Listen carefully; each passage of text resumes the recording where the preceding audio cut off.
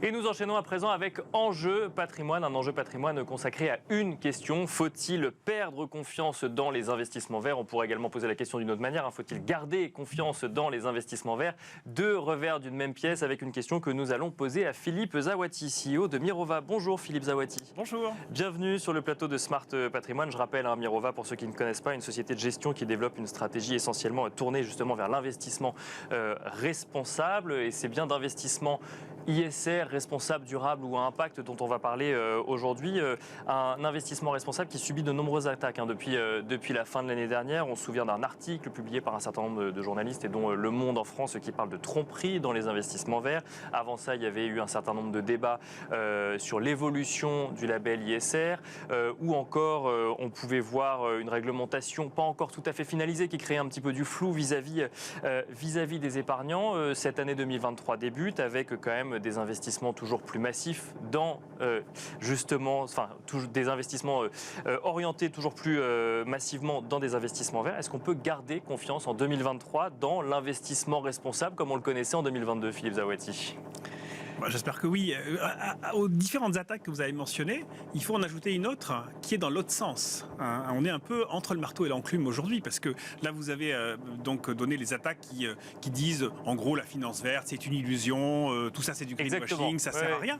Mais vous avez dans l'autre sens, notamment aux États-Unis aujourd'hui, c'est vrai, effectivement, des attaques qui vous disent la finance verte c'est hyper dangereux parce que ça va déstabiliser l'économie et donc il ne faut pas faire de ESG. Et donc vous avez le gouverneur du Texas qui boycotte un certain nombre de banques et de sociétés de gestion parce qu'elles décident de faire de la finance dite verte. Notamment certaines banques françaises qui sont attaquées en France parce qu'elles n'en font pas assez, entre guillemets, et qui en font trop pour les États-Unis. Bien sûr. Donc vous voyez que cette situation-là, aujourd'hui, montre qu'on est sur un chemin de crête qui est assez difficile à prendre et à franchir, dans lequel on doit à la fois respecter un certain nombre d'obligations réglementaires qu'on appelle la responsabilité fiduciaire, qui en gros disent on doit apporter la meilleure performance possible à nos investisseurs et en même temps respecter d'autres obligations réglementaires, notamment celles liées à la réglementation européenne, qui est il faut expliquer, être transparent sur les objectifs environnementaux et sociaux et sur la façon dont on va les atteindre.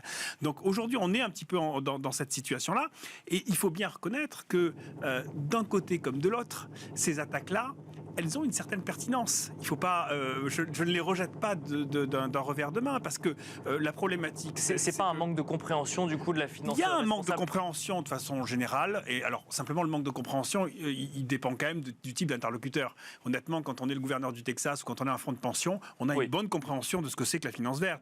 La difficulté, c'est plutôt pour les épargnants parce que les épargnants, eux, ils ont accès à une information qui est à travers un label, le label ISR, vous en avez parlé, à travers la réglementation européenne, donc ces fameux articles 8, article 9 dont vous venez de parler, donc qui donnent une indication sur est-ce qu'on est un peu vert ou beaucoup vert. Bien sûr. Et le problème, c'est que si ces indicateurs-là ne réussissent pas à séparer de façon claire ce qui est vraiment bien de ce qui l'est moins, eh bien là on aboutit à effectivement une impasse et un manque de transparence et d'information pour les épargnants. Et c'est ce qui s'est passé, c'est ce qui se passe un peu aujourd'hui, et c'est ce que l'article du Monde et de certains autres journaux européens a dénoncé il y a quelques semaines. C'est un greenwashing, on va dire. Enfin, c'est un grand mot, un greenwashing. Disons qu'une utilisation de ces standards qui est un peu à géométrie variable. C'est-à-dire, est-ce que dans un fonds article 9, on doit s'attendre à avoir des énergies fossiles? Est-ce que dans un fonds qui a le label ISR, on doit s'attendre aussi à avoir des compagnies pétrolières?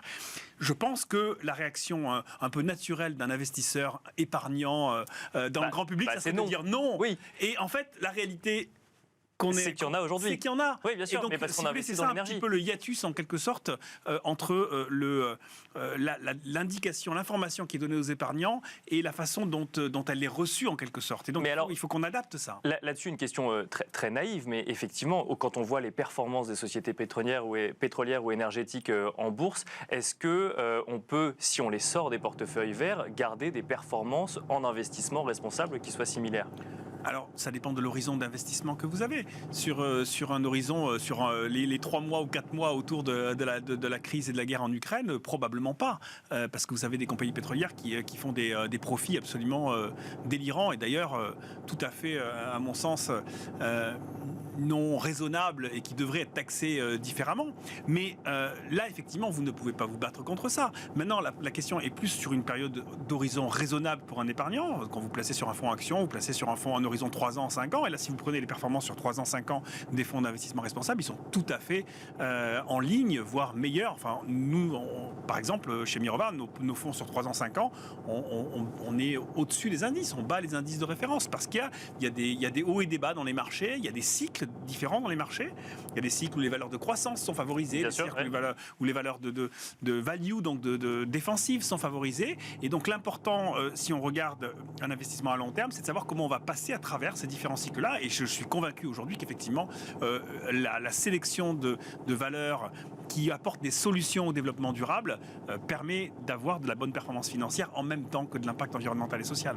Alors, on a quand même l'impression qu'il y a de plus en plus de monde qui s'intéresse à ces sujets et que ça, finalement, que les attaques sont principalement dirigées à ce que j'appelle moi les stratégies ESG marketing. Alors, j'ai pas forcément de nom en tête, mais effectivement, de personnes ou en tout cas de stratégies de gestion qui se veulent vertes parce qu'il faut être vert, en ce moment. Comment est-ce qu'on fait la différence entre les deux quand on est épargnant aujourd'hui, entre une incertitude finalement, où finalement une stratégie sérieuse peut quand même investir dans un énergéticien à hauteur de 1% et pour autant avoir une stratégie louable sur le long terme?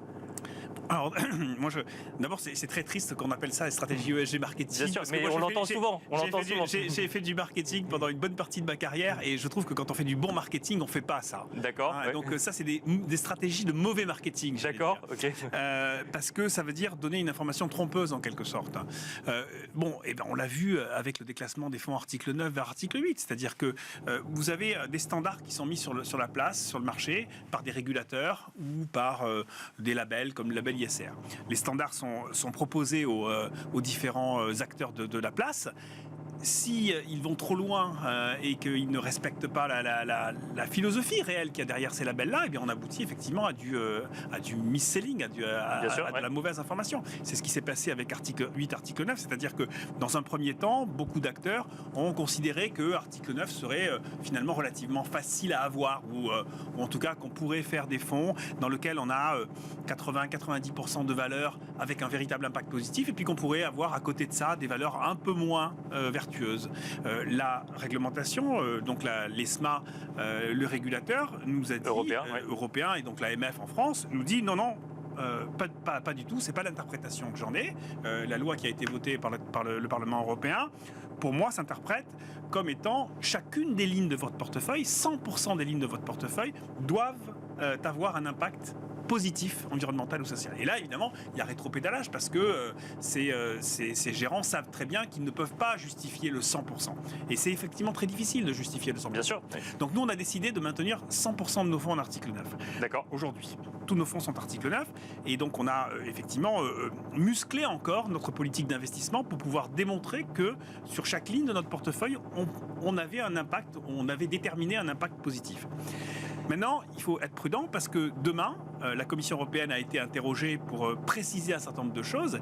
Et nous, on est assez inquiets là-dessus. On a un peu l'inquiétude que le régulateur, notamment en réaction à ces articles de presse, etc., ces interrogations sous-jacentes. Oui, quand même, voilà, et puis se disent, je vais laver plus blanc que blanc, et donc je vais être extrêmement rigoureux sur mes demandes, et que, en quelque sorte, finalement, ça devienne quasiment impossible de faire un fonds article 9. Aujourd'hui, ça représente seulement moins de 3% des fonds. Bien sûr. Si on va encore plus loin et que ça ne représente plus que moins de 1% des fonds, la réglementation aura servi à rien.